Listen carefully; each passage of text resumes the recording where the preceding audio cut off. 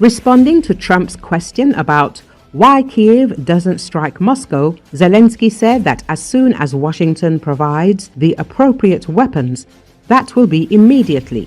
At the same time, the US president also stated that Ukraine should put pressure on Putin by striking both Moscow and St. Petersburg, the Washington Post reports. Initially, Trump thought it would be easy to convince Putin to end the war. But yesterday, the US president admitted that he had agreed on this with the head of the Kremlin at least 4 times. Trump not only announced a new package of military aid for Ukraine, but also secondary sanctions against Russia's allies if the Kremlin does not reach an agreement with Ukraine within 50 days. Trump has not openly announced offensive weapons, but a source in the White House says that Ukraine will get the go-ahead to hit Russia with 18 ATACMS missiles. This is how many there are allegedly in Ukraine now.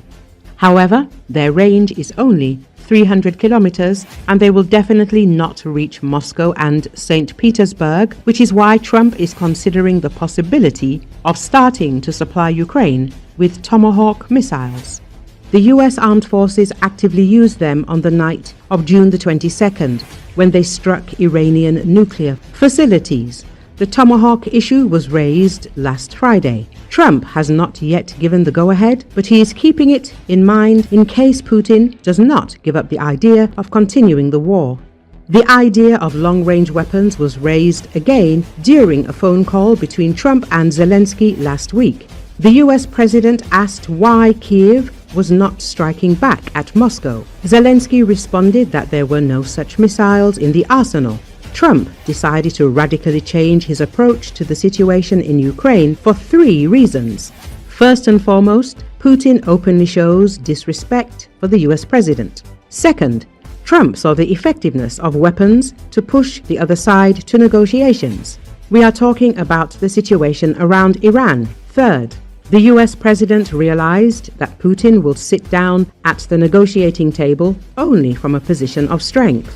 At the same time, Trump cannot yet answer the question of what will happen if Putin goes for further escalation.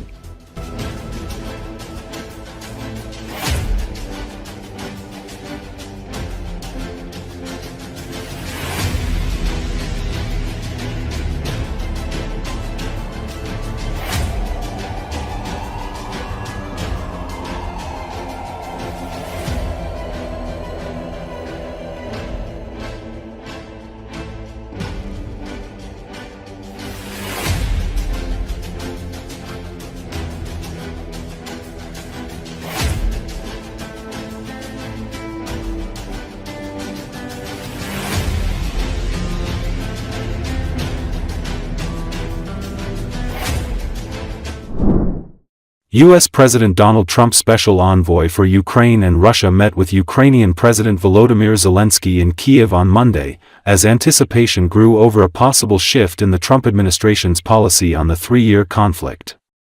According to Associated Press, Zelensky called the meeting with retired Lieutenant General Keith Kellogg productive. In a social media post, he said the talks focused on strengthening air defense for Ukraine, joint production, and purchasing defense weapons together with Europe. Trump last week said he would make a major statement on Russia on Monday.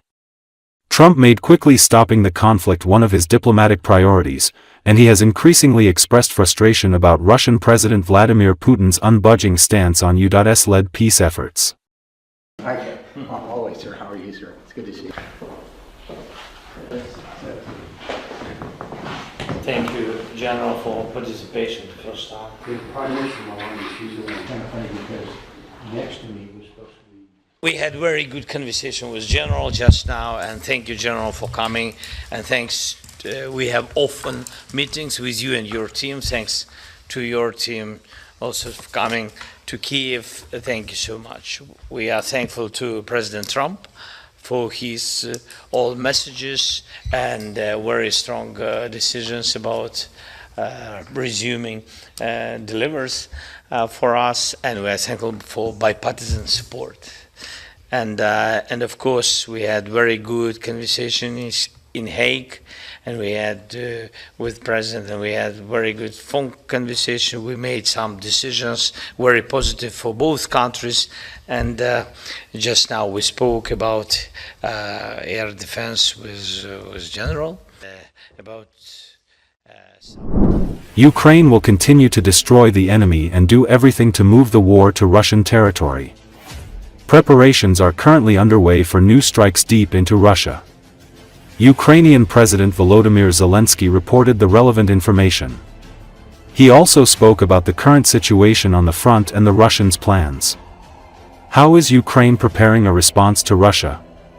The President of Ukraine held a meeting with Rustem Umerov, Oleksandr Swarsky, and Andriy Natov.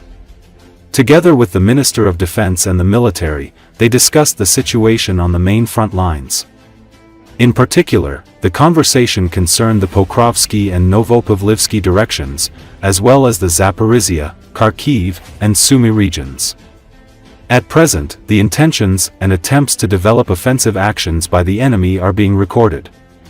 The Russian army has fallen significantly behind its command's expectations for this summer.